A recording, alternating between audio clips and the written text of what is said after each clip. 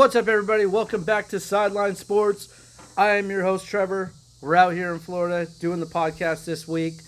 Before we get going, hit the like, hit the subscribe. Come on in, talking Niner football. We got the win against the Cardinals last week, which was a big win because it was a division game, but unfortunately with that became another injury. Now we have a ton of injuries on this team right now, guys, so I'm just going to go down the list and talk about them, and that's just going to tell you a little bit about how amazing this game was to actually get the win from. So let's just go down the list. Jordan Watkins is out questionable for next game. Brock Purdy is questionable for next game. Juwan Jennings is questionable for next game. CJ West is questionable for next game. Malik Williams, the rookie who has had a huge impact on the defense, is questionable for next game. Green is questionable. Mac Jones, if he's not playing, we got a big problem. He's questionable for next game. He's our backup quarterback, and Purdy is not ready to go yet. Nick Bosa, that's the big news. He's out for the year with a torn ACL. That's a huge problem for the defense. They started off very, very strong. I don't know what's going to happen with the defense now that he's out for the year. It's going to be player by committee for that defensive end position. Hopefully, they'll just continue on and keep playing strong because they were one of the best defenses in the league so far this year, guys. So they're looking good. Let's just hope that this injury doesn't derail them too much because the offense needs the help. The defense is keeping them in games right now. He's out for the year. Spencer Burford, another player on the offensive side of the ball that we need, offensive tackle, injured reserve, he's out for some time. Ben Barch out for some time. He's a guard, another guy we need on the line there. Brandon Ayuk is still out. He's scheduled to come back around week 6. And I've been saying, guys, that when all of these players get healthy midway through the year or closer to the playoffs, that is when you're going to see this team really start to peak. And that might be the right time as playoffs are coming. So I can see this team sneaking up on other teams into the playoffs and making a Super Bowl run. And we all know Super Bowl this year is in San Francisco, and we'd love to see the Niners actually play in their home stadium if possible. Anyway, Ayuk back on week 6. So let's stop there. Ayuk, if he's back on week 6, if we get Kittle back on week 6, if we get, who else do we need back? Well, we have CMC. He's good. Thankfully, let's just pray to God he doesn't get injured. And then if we get, let's see, who else do we need back? If Mac Jones stays good and he stays healthy, we're good. He can facilitate the ball. That's all good. Juwan Jennings, he's questionable. If he's out, that's a problem. He was out last game. So let's think about this. Juwan Jennings, Brandon Ayuk, Ricky Pearsall, CMC, and we have either Brock Purdy, which hopefully we'll have Brock Purdy back by 6. If he's not back by week 6, that means the turf toe injury, which is a major injury.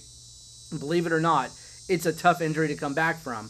If he's back, now you're talking about a team of superstars that can take this team into the playoffs and maybe have a Super Bowl run in them. Okay, guys? So we need all those guys back, and they seem like they're all coming back at somewhat the same time. But right now, the Warriors, I'm thinking Warriors for later. The Niners have to kind of limp into that position. They've got to kind of dig and crawl their way into wins for the next 2 to 3 weeks. Now, fortunately, the next game they have is going to be against the Jaguars, which should be a manageable win if and only if Juwan Jennings can get back on the field. I don't think Ricky Pearsall by himself at the wide receiver position can handle the load of going against a team like the Jaguars without another wide receiver opposite him. So we definitely need to see Jennings get back on the field. I think he will. I don't know about Brock Purdy. Right now, Brock Purdy dealing with that foot injury, it seems more likely that he won't play against the Jaguars, but then the following Thursday we'll play against the Rams. So the next 2 games are pretty close together, guys. We have one on Sunday against the Jaguars, which is, the Jaguars are kind of middle-of-the-road team. The Niners could manage to squeeze by and get a win there without Brock Purdy starting, possibly. But you definitely need your offensive weapons if that's the case, like Juwan Jennings, Pearsall, Christian McCaffrey, to be there. Okay? But if you can get Purdy back in time to play that game, great, as long as he's fully healthy. Because the following Thursday, which is only 4 days after that, you have a division game against the Rams, which you absolutely would love to have that win. It's not a need because they're 3-0 now. They've gotten by winning the first 3 games of the season. However, every single game, it seems like we're getting more bad news about somebody getting injured. Week 1 was Kittle, and now we're out. I mean, I just went through the list, guys. I'm not going to go through it again. But Kittle being out, Ayuk being out, and, I mean, now you're out Bosa on the defensive side. It's a tough battle week after week. With the Jaguars, it might not be so bad. But with the Rams, we definitely can't win that game if we don't have some of these guys back and helping to step up the offense a little bit. We know Kittle's not going to be because his injury is 4 to 6 weeks, okay? We're on week 3. He was injured in week 1. That means we're not going to get him back to at least week 5, maybe even 6 or 7. But in my estimation, if we get a loss here or 2 along the way, but we get those guys healthy by week 9, 10, 11, and we get ourselves into a playoff position, all those players that come back are going to be ready to play. They're going to be healthy. They will not have been beat up throughout the season, and they'll be ready to play playoffs. So in the end, this might actually be the best possible scenario for the Niners, for people who are hurt to be hurt early on so that they can rest, so they can get better, and so that they don't have the wear and tear of an entire 17-game season on their bodies. So they might have the advantage in that way. But right now, a lot of injuries. We're just looking forward to, right now, the Jaguars, where we don't know who's going to be on the field. With Bosa out, you know that there's going to be more than one defensive end playing on that line. As you guys know, if we don't get pressure at the quarterback like last year, the corners will get beat because our corners are the weak spot on the defense, in my opinion. And it kind of shows. Last week with the Cardinals, when the Niners went up 7 points, what happened? The Cardinals came back and were able to throw all over the field and score a touchdown. When the Niners defense gets tired, and they will by third, fourth quarter, those corners are going to have to run after those receivers longer, and it's not going to happen. The receivers will eventually get free, and they're going to catch the ball, and they're going to score. So right now, we need pressure on the quarterback, which is what Bosa was doing. And because he is an all-pro, and because he did that so well, losing him, obviously, is kind of a major league problem. So we're hoping that anybody steps up and can show their talent going forward. Maybe a first or second year player. I don't know who it's going to be because it's going to be by committee.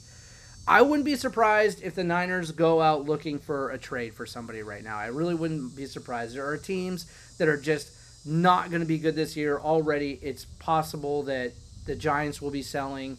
It's possible that Miami will be selling, and they have some good defensive players that the Niners could go out and try and steal. I think that that's more likely to happen than to watch somebody or 2 or 3 players try to make up for that one position over the course of the next 14 games or so.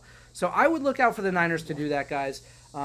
Again, there's no guarantees with that, but I'm pretty sure that's where they're going to go with that. I was concerned about the offensive line. Not so much anymore compared to some of the other problems that the team has. But again, if they can get the win with Jacksonville, which I think is doable considering they're not a very good team, then some of these players who are hurt can come back and get into that game against the Rams that we would like to win. Unfortunately, I think that's the game I'm going to pick as probably the game that we lose first is against the Rams. The Rams have a great team right now, and the Niners are hurt. And like I said before, we won't have Kittle back, and that's a big, big problem when you're going against the teams like the Rams if you can't spread the ball around the field. Of course, Pearsall will be out there, and he's taking steps forward in his second year, becoming more and more of a superstar every single game. It's awesome to watch, but you need more than one wide receiver, and we need Jennings out there. And we really need Ayuk out there too. But without an offensive line, Christian McCaffrey can't do much either. So he's doing all right. Last game, he had probably more yards catching than rushing, which is obviously an indication that the offensive line can't hold up long enough for the running back to run the ball. That might change over the course of the year. Maybe they'll go looking for another offensive lineman too. That's what I thought they were going to do. But they're not doing that so far. So can they beat the Jaguars like that, where you have a running back that will probably just run out routes half the time Yeah, but can they do that against the Rams? Probably not. Probably not. They're going to have to play a little bit more legitimate football to beat a team like that. They haven't played really strong teams yet. Their schedule is pretty light. We all know that. So the Rams are one of the tougher games, and if you're not fully healthy, you could drop that one. And that's okay, because if they win 8 out of the first 10 games and then they get fully healthy, that is a team that's very scary going forward the final 7 games and into the playoffs, which is what I'm kind of predicting is going to happen. I think at the end of this year, they're going to surprise a lot of teams. So anyway, guys, the takeaway from all this is we got a lot of injured guys. We beat the Cardinals anyway, who are a very good team. Barely, but winning is winning, and we don't see them again for another 4 or 5 weeks. So now we got the Jaguars, a little easier team. Hopefully we get some people healthy. Obviously not all of them will, but the Niners are looking strong, even without some of their superstars. That bodes well for a team when they get their superstars back, because these second, third-year players are showing out like I thought that they would, and going forward, that's going to prove to be a very, very tough team to beat in the playoffs, I think. So let's see how it goes. Let's follow the Jaguars on Sunday. We'll have another podcast here next Monday to talk about that game, and hopefully we'll talk about a win, because I don't think, again, that we're going to get that one win that we want against the Rams. It might happen, but probably not. Probably not, and that's okay. If you're 4-1 at the beginning of the season, that's a pretty successful start to a season, considering how many people are injured. I named off 10 players probably that were injured right now, guys. It's a little bit of PTSD from last year, to be honest, except for this year, they're winning the close games that they were losing last year. And that will make the difference between going into the playoffs and having a strong team and fully healthy, or just missing the playoffs, which is what happened last year. So right off the bat, some of the players last year who had to step up, these first-year players who weren't quite good enough, well, they're in their second year, third year, and they're stepping up, and they are good enough to get those wins in close games where you're only needing a field goal or to win by a point or two. They're making that difference. The 3-point difference is a big change this year. So I think that bodes well for the Niners, as well as their schedule and as well as the injuries that they have happening early on as opposed to later. Because remember, guys, not only is the injury thing helpful early on because you don't want to get injured before the playoffs, but it also gives their body time to rest and not get beat up. These guys get hit every single Sunday, and when they do, if you look at the statistics, it's like getting hit. It's like being in a car accident every time you get hit.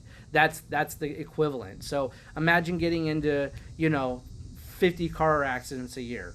How's that going to treat your body in 4 months in or 5 months in when you're trying to win a playoff game? It's tough. But if you have a bunch of guys who are superstars on your team who haven't gotten any car accidents and they're playing against guys who have, well, that makes a difference. So sometimes the injuries can be a blessing when it's early on, because then you've got guys who only have to play 7 games instead of 17. That's just my take. I think we're going to see a good Niner team at the second half of the season, and I think starting off 3-0 is crucial, and I think getting the Jaguars win is probably crucial, because there's going to be a couple of losses in the first 10 games from some of those teams who are very, very good that we have to beat. Anyway, guys, thank you for watching. I'll see you on Monday after the Niner game, Niners-Jags. Don't forget to miss that, and don't forget to miss the podcast on Monday, post-game podcast, talking about hopefully a win. And just remember, hard work beats talent when talent don't work. I'll keep working hard for you. You keep watching. I'll see you in the next one.